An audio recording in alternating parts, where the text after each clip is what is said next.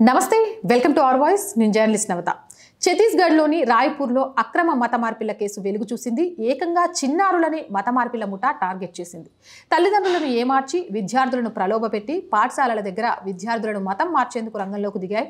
ఇలా పిల్లల్ని మోసం చేసి ప్రలోభపెట్టి క్రైస్తవంలోకి మార్చేస్తున్న ముగ్గురు మహిళల్ని పోలీసులు అరెస్ట్ చేశారు. పాఠశాల ముగిసిన తర్వాత బయటకు వచ్చే పిల్లలపై ఒత్తిడి తెచ్చి చర్చికి వెళ్లాలని ఆ ముగ్గురు అడుగుతున్నట్లు తేలింది. ఈ తంతు ప్రతిరోజు కొనసాగుతున్నట్లు చెప్తున్నారు. చివరి బెల్ కొట్టిన తర్వాత బయటికి వచ్చే విద్యార్థులను మాటలతో మాయ చేసి వారితో సంభాషించి హిందూ దేవతలపై అసత్య ఆరోపణలు చేస్తూ హిందూ దేవతలపై వ్యతిరేకంగా రోజు చెబుతున్నట్లు ఆరోపణలు వస్తున్నాయి.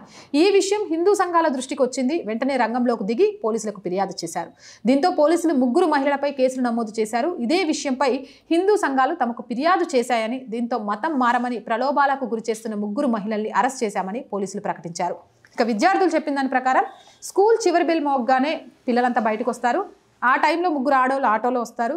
క్రైస్తవ మతాన్ని నమ్ముతున్నారా, చర్చికి వెళ్తున్నారా లేదా అని అడుగుతారు. కాదు, మేము హిందువులం అని చెప్పినా కూడా వినకుండా క్రైస్తవంలోకి రావాలని, చర్చికి వెళ్తే తెలివితేటలు పెరుగుతాయని, అనారోగ్యం వ్యాధులుంటే పోతాయని, ఇంట్లో వాళ్ళకు కూడా ఈ విషయం చెప్పమని, చర్చికి తీసుకురమ్మని ఒత్తిడి తేవడం మొదలుపెట్టారు.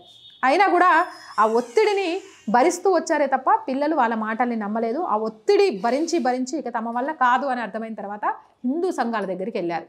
హిందూ సంఘాల దగ్గరికి వెళ్ళి జరుగుతున్న తంతును చెప్పారు. ఏదేమైనా ముళ్ళును ముళ్ళుతోనే తీయాలంటారు కదా, అలా విద్యార్థి దశలోనే చిన్న పిల్లల్లోనే మతం అనే విషయాన్ని నింపి మత మార్పిడి చేయాలి అని చూస్తున్న ఆ ముఠాను చిన్న పిల్లలే పోలీసులకు పట్టించారు. కాబట్టి పిల్లలే కదా వాళ్ళకి ఏం చెప్పినా నమ్మేస్తారు అనుకుంటే తప్పు. పిల్లల్లో కూడా చాలా చైతన్యం వస్తుంది. ఇలా రోగాలు మాయమైతే తెలివివంతులు అవుతారు, డబ్బులు వచ్చేస్తాయంటే గుడ్డిగా నమ్మేంత దశలో పిల్లలు లేరు. చాలా మార్పు వస్తుంది.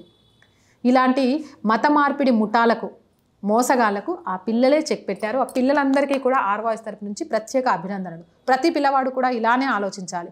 ఎవడో షార్ట్ టైంలో నువ్వు ఎగిరిపోతావు, షార్ట్ టైంలో నువ్వు సంపాదిస్తావంటే, అరే కష్ట ఫలి, చదువుకుంటేనే మార్కులు వస్తాయి తప్ప గాల్లో దీపం పెడితే కాదు అనే విధంగా పిల్లలకు నేర్పించాలి.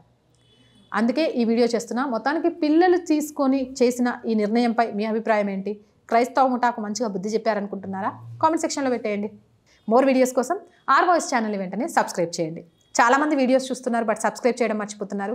So please subscribe our channel. Content బాగుంది అనిపిస్తే లైక్ చేయండి, షేర్ చేయండి. దాని ద్వారా వీడియోస్ వైరల్గా మారుతాయి. ఆర్థికంగా ఆర్ వాయిస్కి చేయుతగా నిలవండి. ఆర్థికంగా సపోర్ట్ చేయాలి అంటే సబ్స్క్రిప్షన్ పక్కనే జాయిన్ అనే బటన్ ఉంది. 1 to 5 లెవెల్స్ ఉంటాయి. ఏదో ఒక లెవెల్లో సపోర్ట్ చేయండి. అలాగే స్క్రీన్ మీద గూగుల్ పే, ఫోన్పేతో పాటు అకౌంట్ డీటెయిల్స్ కూడా ఉంటాయి. మీకు తోచిన సహాయాన్ని అందించవచ్చు. వ్యాపార ప్రకటనల కోసం 8328500576 నెంబర్ని సంప్రదించండి. జై హింద్, జై భారత్.